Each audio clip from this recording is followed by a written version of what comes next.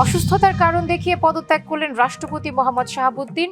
Mafia আমলে নির্বাচিত হলেও জনগণের সরকারের সমর্থন ছিল বললেন স্পিকার।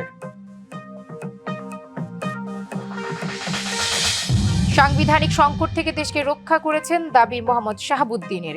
জানালেন পদত্যাগে চাপ ছিল না সরকারের।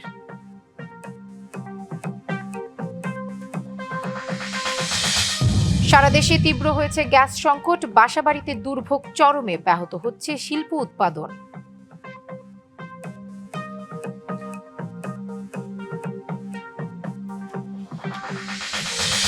তীব্র আন্দোলনের জেরে সরতে হলো ভারতের শিক্ষা সচিবকে। বৈঠকের পর দাবিতে অনড় ককরোচ পার্টি।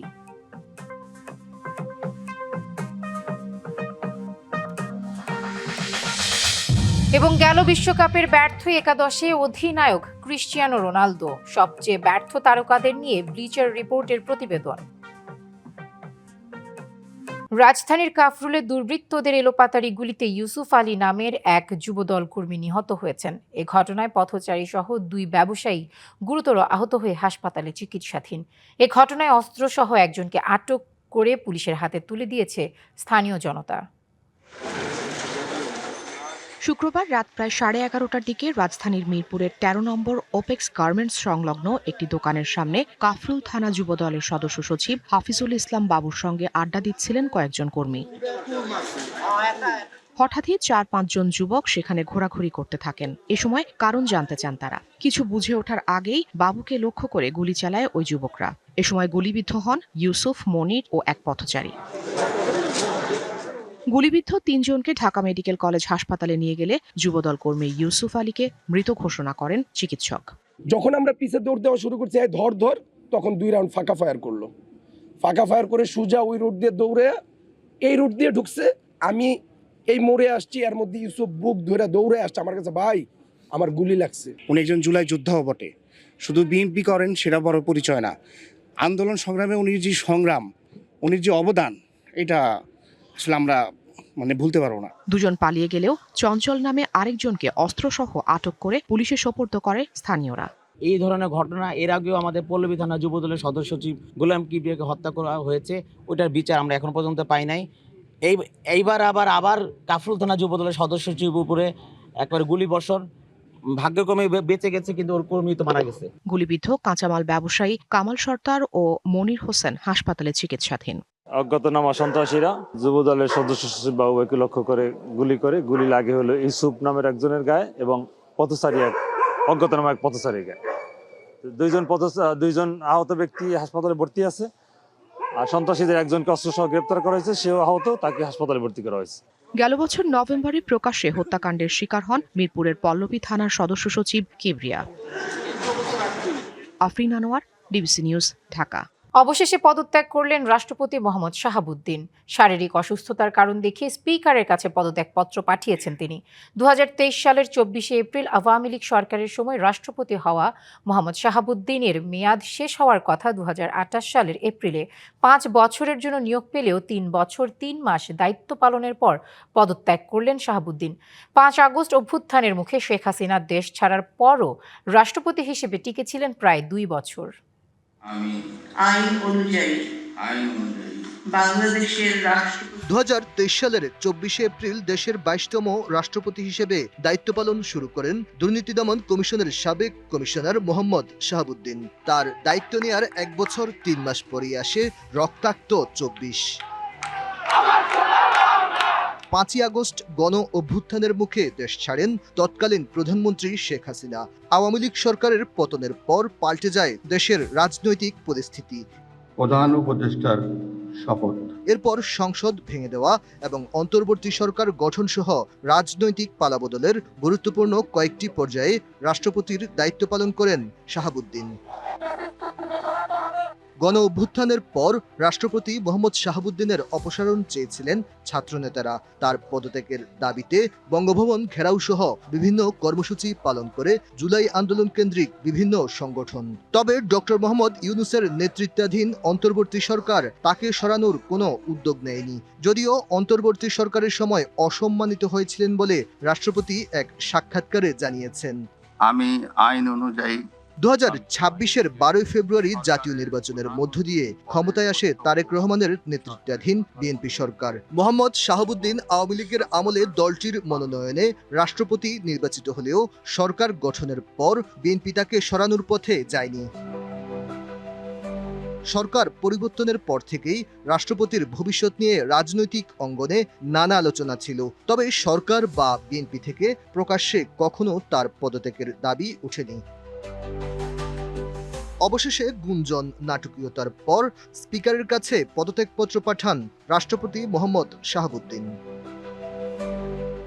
সংবিধানের 50-এর 3 অনুচ্ছেদ অনুযায়ী রাষ্ট্রপতি স্পিকারের উদ্দেশ্যে স্বাক্ষরযুক্ত পত্রের মাধ্যমে পদত্যাগ করতে পারেন। আর 54 অনুচ্ছেদে বলা হয়েছে রাষ্ট্রপতির পদ শূন্য হলে কিংবা অনুপস্থিতি, অসুস্থতা বা অন্য কোনো কারণে তিনি দায়িত্ব পালনে অসমর্থ হলে নতুন রাষ্ট্রপতি নির্বাচন না হওয়া পর্যন্ত দায়িত্ব পালন করবেন স্পিকার। দেশের 22তম রাষ্ট্রপতি মোহাম্মদ শাহাবুদ্দিনের পদত্যাগের সিদ্ধান্তের পর এখন রাজনৈতিক মহলে আলোচনা শুরু হয়েছে কে হচ্ছেন 23তম রাষ্ট্রপতি। Aditya Arafat, DBC news, Dhaka. রাষ্ট্রপতির পদ থেকে সরাতে সরকারের পক্ষ থেকে কোনো চাপ ছিল না, দায়িত্ব থেকে সরে যেতে কোনো ফোন কলও আসেনি। গণমাধ্যমে এসব নিয়ে যা এসেছে তা ভিত্তিহীন। স্পিকারের কাছে পদত্যাগপত্র পাঠানোর পর ডিবিসি নিউজকে এমনটাই জানিয়েছেন দেশের 22তম রাষ্ট্রপতি মোহাম্মদ শাহাবুদ্দিন। জানালেন অসুস্থতার কারণে পদত্যাগ করেছেন। দাবি করেন 5 আগস্টের পর তিনি সাংবিধানিক সংকট থেকে দেশকে রক্ষা করেছেন। অন্তর্বর্তী সরকার গঠনের পাশাপাশি ত্রয়োদশ জাতীয় নির্বাচন আয়োজনের বড় কৃতিত্ব নিজের দাবি করেন মোহাম্মদ শাহাবুদ্দিন। আসসালামু আলাইকুম স্যার। হ্যাঁ, ওয়ালাইকুম আসসালাম। ভাই, আমরা চিঠি পেয়েছি, অসুস্থতার কারণ দেখিয়েছেন। সেটাই তো মেন, সেটাই তো সত্য। নানান রকম মিডিয়াতে কথা হচ্ছে, এগুলো অপতথ্য, বেসলেস, ক্রিয়েটেড, কল্পনা প্রসূত। ঠিক হয় না। এটা একজন বলে দিল, পরে নিজের মনে যা চাইলো মনের মাধুরী মিশে এক লাইন লিখে দিল, বাস সেটাকে নিয়ে সকলেই টানাটানি শুরু করে দিল। কোনো ফোন টোন এসেছিল তারপর পদত্যাগ করেছেন এরকম কোনো কিছু? না, এগুলো বাজে কথা, ফলস। স্যার, বঙ্গভবনে কয়দিন আপনি স্টে করতে পারেন? আর তাহলে তো আইন বিধান আছে 1 মাস থাকার, সেটা তো কোনো কথা না। অ্যাজ আর্লি অ্যাজ পসিবল আমি চলে যাব বাসায়। কোথায় উঠবেন আপনি? কি গুলশানের বাসায় নাকি? হ্যাঁ, ওই তো বাসা আর কি। আমি তো কোনো অপরাধী নই। না, সেটা আমি রাষ্ট্রপতি হিসাবে মাথা উঁচু করে কাজ করছি, ক্রাইসিস ম্যানেজমেন্ট করছি 5ই আগস্টের পরে। আমি তো নিজেকে প্রাউড ফিল করি, তাই না, যে আমি একটা ক্রাইসিস থেকে আমি কনস্টিটিউশনটাকে ধরে রাখছি আর কি, এবং সেভাবে একটা গভর্নমেন্টও ফর্ম করে দিছি আমি। সেই গভর্নমেন্ট রাষ্ট্রপতি ফর্ম করছে, সাংবিধানিক ভাবে এটা শুধুমাত্র রাষ্ট্রপতিরই ক্ষমতা। সেইভাবে আমি ইন্টারিম গভর্নমেন্ট করে দিলাম। ইন্টারিম গভর্নমেন্ট চালায় গেল, ইলেকশন হলো এবং ইলেক্টেড এখন গভর্নমেন্ট দেশ চালাচ্ছে। আমি বলতে গেলে আমারই কৃতিত্ব। ঠিক আছে Aditya, thank you sir. Thank you. Mohammad শাহাবুদ্দিনের পদত্যাগের পর ভারপ্রাপ্ত রাষ্ট্রপতির দায়িত্ব পালন করবেন স্পিকার হাফিজ উদ্দিন আহমেদ। শুক্রবার বিকেলে সংসদ সচিবালয়ে সংবাদ সম্মেলনে স্পিকার জানান স্বাস্থ্যজনিত কারণে দায়িত্ব থেকে পদত্যাগ করেছেন মোহাম্মদ শাহাবুদ্দিন। স্পিকার আরও বলেন, মাফিয়া সরকারের আমলে দায়িত্ব নিলেও বর্তমান সরকারের প্রতি শ্রদ্ধাশীল ছিলেন তিনি। শুক্রবার বিকেল 5টা 1 মিনিটে রাষ্ট্রপতির পদত্যাগপত্র গ্রহণের কিছুক্ষণ পর সংসদ সচিবালয়ে জরুরি সংবাদ সম্মেলনে কথা বলেন স্পিকার হাফিজ উদ্দিন আহমেদ। মহামান্য রাষ্ট্রপতি জনাব মোহাম্মদ শাহাবুদ্দিন তার স্বাক্ষরযুক্ত পদত্যাগপত্র আজ 24শে জুলাই 2026 9 শ্রাবণ 1433 তারিখে রোজ শুক্রবার অপরাহ্ন 5টা 1 মিনিটে আমার নিকট পদত্যাগপত্র দাখিল করেছেন। এ সময় স্পিকার মোহাম্মদ শাহাবুদ্দিনের পদত্যাগের কারণও তুলে ধরেন। তিনি লিখিতভাবে জানিয়েছেন, শারীরিক ও মানসিক অসমর্থতার কারণে রাষ্ট্রপতির মতো গুরুত্বপূর্ণ সাংবিধানিক পদের দায়িত্ব পালন করা তার পক্ষে সম্ভব হচ্ছে না। তার দীর্ঘমেয়াদী চিকিৎসার প্রয়োজন। এই কারণেই তিনি স্বাস্থ্যগত কারণে পদত্যাগ করেছেন। সংবাদ সম্মেলনে স্পিকার জানান, সংবিধান অনুযায়ী পদত্যাগপত্র জমা হয়েছে, গ্রহণও করা হয়েছে সংবিধান মেনেই। এর আগেও রাষ্ট্রপতিরা পদত্যাগ করেছেন বিভিন্ন কারণে। রাষ্ট্রপতি দেশের একজন সম্মানিত মাননীয় রাষ্ট্রপতি, তিনি পদত্যাগ করতেই পারেন এবং এই চেয়ার তো কখনো শূন্য থাকে না। এবং আমি জাতীয় সংসদের স্পিকার হিসাবে এই পদত্যাগপত্র গ্রহণ করেছি। সংবিধানের 54 অনুচ্ছেদ অনুযায়ী আমি রাষ্ট্রপতির দায়িত্ব গ্রহণ করেছি। স্পিকার আরও জানান, পতিত আওয়ামী লীগ আমলে নিয়োগ পেলেও বিএনপি সরকারের প্রতি ইতিবাচক মনোভাবই ছিল সদ্য বিদায়ী রাষ্ট্রপতি মোহাম্মদ শাহাবুদ্দিনের। Humaira Farooqui, DBC news, Dhaka. LNG টার্মিনালে যান্ত্রিক ত্রুটির কারণে জাতীয় গ্রিডে গ্যাস সরবরাহ উল্লেখযোগ্যভাবে কমে গেছে। এতে দেশের বিভিন্ন অঞ্চলে আবাসিক শিল্প, বিদ্যুৎ ও পরিবহন খাতে গ্যাস সংকট তীব্র হয়েছে। নারায়ণগঞ্জে কয়েকদিন ধরে গ্যাস সংকটে প্রভাব পড়েছে জনজীবনে। বিপাকে পড়েছেন বসত বাড়ির বাসিন্দারা। ব্যাহত হচ্ছে শিল্প কারখানায় উৎপাদন। সংকটের কারণে শিল্প উৎপাদন স্বাভাবিকের তুলনায় 15 থেকে 20% নেমে এসেছে। প্রায় একই চিত্র গাজীপুরে। গ্যাসের চাপ কম থাকায় বাসাবাড়িতে অনেকে বিকল্প ব্যবস্থা অবলম্বন করেছেন। এদিকে বিভিন্ন সিএনজি স্টেশনে গ্যাস নিতে আসা যানবাহনের দীর্ঘ সারি দেখা যায়। গ্যাসের জন্য ঘন্টার পর ঘন্টা অপেক্ষা করেও গ্যাস না পেয়ে ফিরে যেতে বাধ্য হচ্ছেন অনেক সিএনজি চালক ও যাত্রীরা। রাজধানীর বুকে মাত্র 2 কিলোমিটারের একটি সড়ক, কিন্তু সেই পথ পেরোতে প্রতিদিনই হাজারো মানুষের লড়াই করতে হয় পানির সঙ্গে। বছরের পর বছর জলাবদ্ধতায় বন্দী আশকোনা পানির পাম্প সড়ক। ব্যাহত হচ্ছে শিক্ষা, চিকিৎসা, কর্মজীবন, এমনকি শেষ বিদায়ের পথও। স্থানীয়দের অভিযোগ, অসংখ্যবার এই সমস্যার কথা বলা হলেও কোনো কাজ হয়নি। এটি একটি রাস্তা, কিন্তু এই রাস্তা মানুষকে গন্তব্যে পৌঁছে দেয় না, বরং প্রতিদিন নতুন দুর্ভোগের মুখোমুখি দাঁড় করিয়ে দেয়। রাজধানীর আশকোনা পানির পাম্প সড়ক মাত্র 2 কিলোমিটার দীর্ঘ। এই পথ প্রতিদিন ব্যবহার করেন 20 থেকে 30 হাজার মানুষ। কিন্তু বছরের পর বছর এই সড়কের পরিচয় একটাই: হাঁটু সমান পানি, কাদা আর সীমাহীন দুর্ভোগ। বৃষ্টি হলে আতঙ্ক, আর বৃষ্টি না হলেও ফেরে না স্বস্তি। কারণ এই সড়কের ক্যালেন্ডারে যেন 12 মাসই বর্ষাকাল। সমস্যা তো যে বাসা বাড়িতে যাই পানি ঢুকে, এই রাস্তার পানি তো বাসা বাড়িতে যাই ঢুকে, আমাদের বাসায় তো পানি আছে। ওদিক দিয়ে আরো বেশি খারাপ। সকাল থেকে রিস্কা পরে একজনের মাথায় ফাইটা গেছে, ওই মাথা দিয়ে। জলাবদ্ধতায় থমকে যায় বহু মানুষের স্বাভাবিক জীবন। স্থানীয়দের অভিযোগ, বছরের পর বছর শুধু আশ্বাস মিলেছে, শুকনো রাস্তা আর মেলেনি। আমাদের কথার কোনো দাম নাই, এভাবে আমাদের চলতে হবে, কারণ আমাদের এই দেশে বসবাস করার যোগ্য না আমরা। এলাকাবাসী যারা আছে আমরা খুব কষ্টের মধ্যে আছি। এখানে দেখার মতন কেউ নাই ভাই। আমাদের দাবি এই রাস্তার জন্য তাড়াতাড়ি করতে। সবচেয়ে বড় মূল্য দিচ্ছে শিশুরা। ঘর থেকে বের হওয়া শিশুটি জানে না স্কুলে পৌঁছাতে পারবে কিনা। আমার ক্লাস থাকে প্রতিদিন, কিন্তু এই রাস্তার জন্য আর কি যাইতে পারে না, রেগুলার যাইতে পারে না। তার উপরে হচ্ছে গেলেও আমার প্রচুর পরিমাণ লেট হয়ে যায়। প্রতিদিন মানে এত পানি যে মানে মোজা টুজা সব ভিজা যায়। এত পানির জন্য যাওয়া যায় না প্রতিদিন স্কুলে। এই পরীক্ষার জন্য এই পানি পাড়াই যেতে হইতেছে। মৃত মানুষের শেষ বিদায়ও কঠিন করে তোলে এই সড়ক। এটি নগর ব্যবস্থার ব্যর্থতা বলছেন বাসিন্দারা। যে বের করবেন অ্যাম্বুলেন্স তো এখানে আসার মতো পরিস্থিতি নেই স্যার। 2018 সাল থেকে আমরা দিচ্ছি আপনার সিটি কর্পোরেশন ট্যাক্স। একটা মুমূর্ষ রোগী হসপিটালে নেওয়ার জন্য দেখা গেছে কোলে করে 2-3 জনে হাতাহাতি করে কোলে করে নিয়ে রাস্তা পারাপার করে, ওদিক দিয়ে ওই কাওলা দিয়ে পরে বের হইতে হয়, এদিক দিয়ে পুরা রোডে বন্ধ। এমনও লোক আছে আমাদের রাস্তায় ভ্যান গাড়ির মধ্যে লোক মারা গেছে, এর চেয়ে দুঃখ আর হইতে পারে না। এরকম আপনার শত লোক আমাদের ভ্যান গাড়িতে রাস্তায় কোলের উপরে মারা গেছে। ডিবিসির ক্যামেরায় সড়কের এমন দশা দেখে দ্রুত সমাধানের আশ্বাস দেন ঢাকা উত্তর সিটির প্রশাসক। আমাদের যে কনস্ট্রাকশনের কাজগুলো চলছে সেটার জন্য কিছুটা পানি জমে, কারণ আমরা বাইপাস করে কাজ করতে হয়। তো আমরা চেষ্টা করছি যে যাতে দ্রুত কাজগুলো সম্পূর্ণ হয়। স্বল্প সময়ের মধ্যেই অন্ততপক্ষ কিছুটা হলেও যাতে জলাবদ্ধতা থেকে আমরা নগরবাসীকে রেহাই দিতে পারি আর নিয়ন্ত্রণের মধ্যে রাখতে পারি। আশকোনার মানুষের দিন শুরু হয় হাঁটু সমান পানি মারিয়ে, আবার শেষও হয় সেখানেই। তারা নতুন কোনো স্বপ্ন চান না বড় কোনো প্রতিশ্রুতিও। তাদের একটাই দাবি, 2 কিলোমিটার শুকনো রাস্তা। Ariful Islam, DBC news, Dhaka. পেশায় থানার রাইটার, মামলা লেখেন গাজীপুরের বিভিন্ন থানা, পিবিআই ও সিআইডির। তবে এই পরিচয় ব্যবহার করে নানা অপকর্ম করে যাচ্ছেন তুহিন ভূঁইয়া। এক জমি একাধিকবার বিক্রি, ভুয়া মামলা করে হয়রানি, এমনকি চার্জশিটে নিরপরাধ ব্যক্তিদের অন্তর্ভুক্ত করার অভিযোগ তার বিরুদ্ধে। তার মিথ্যা মামলার জালে ফেঁসে নিঃস্ব অনেকে। এমন সব কর্মকাণ্ডের কারণে বাঘলবাড়ি এলাকার মানুষের কাছে এখন আতঙ্কের আরেক নাম তুহিন। গাজীপুর সিটি কর্পোরেশনের বাসিন্দা নিখিল চন্দ্র দাস, বয়স 81। এই বয়সে শরীরের ভার বহন করা যার জন্য দায়, তাকেই কিনা মারামারির অভিযোগে টানতে হয়েছে জেলের ঘানি। গাজীপুর সিটির বাঘলবাড়ি এলাকার বাসিন্দা তুহিন ভুইয়ার করা মামলায় জেল খাটেন এই বৃদ্ধ। অভিযোগ, তুহিনের কাছ থেকে জমি কেনেন নিখিল চন্দ্র দাসের ছেলে।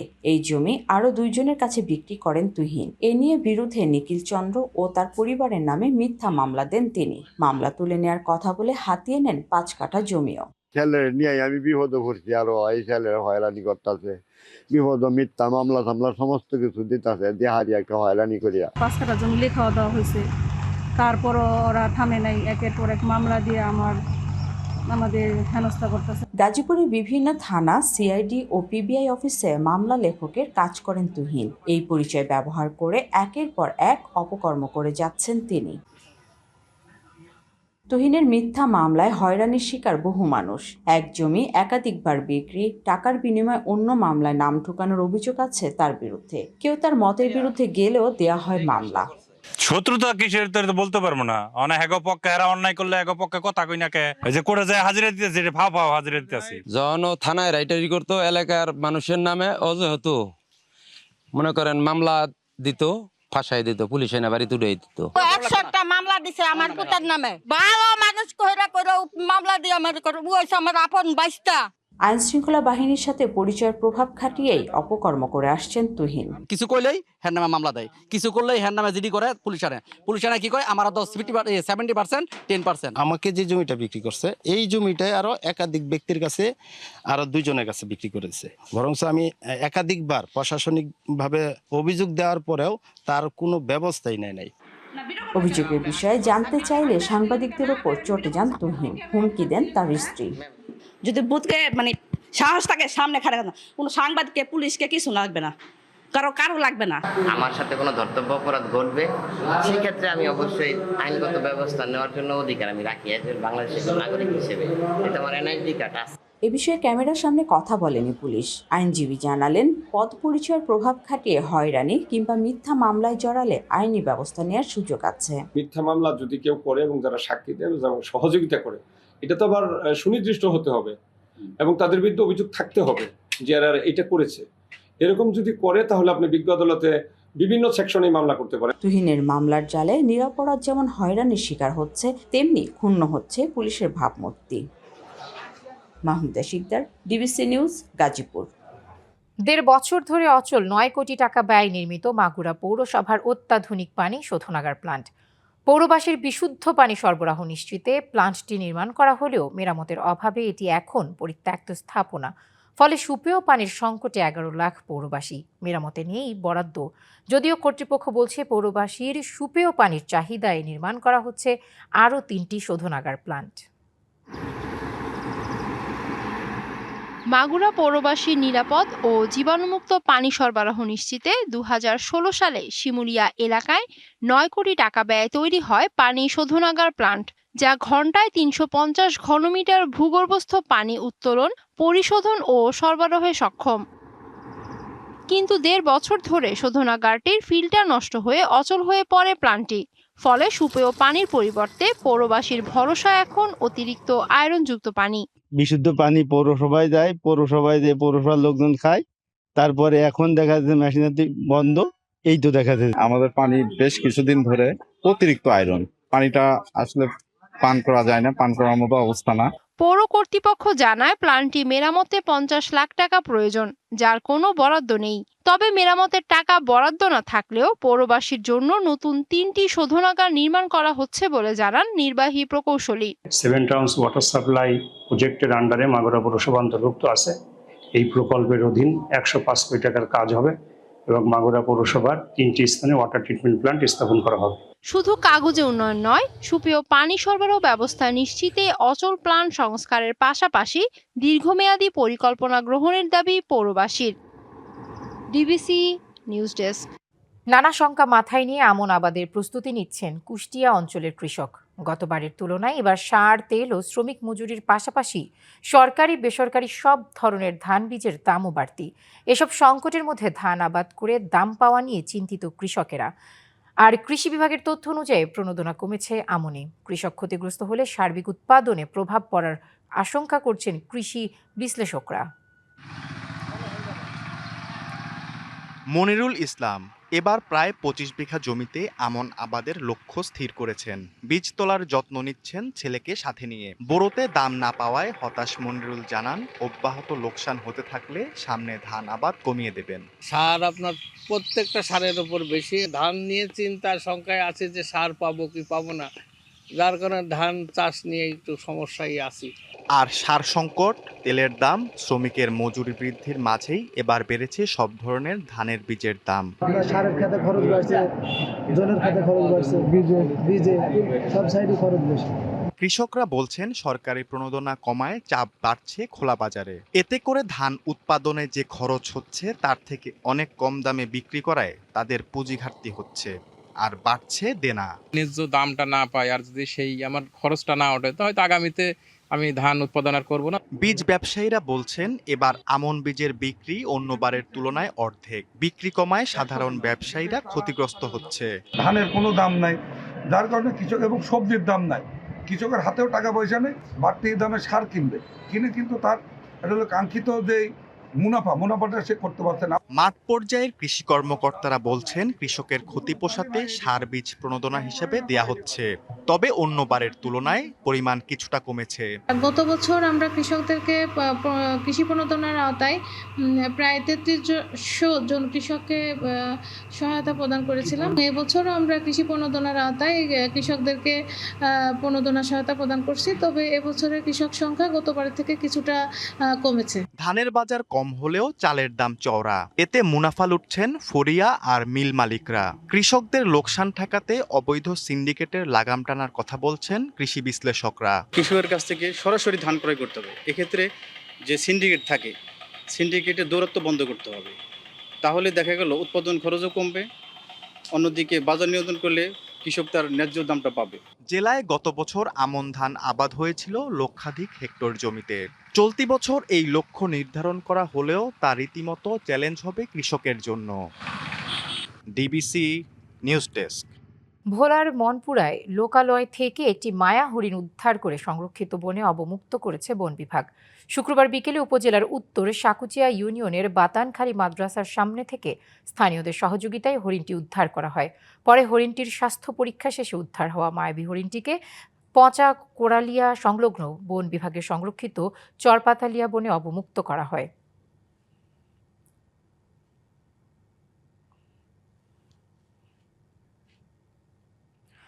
ভরা বর্ষায় বরগুনায় জালে মিলছে না কাঙ্ক্ষিত ইলিশ।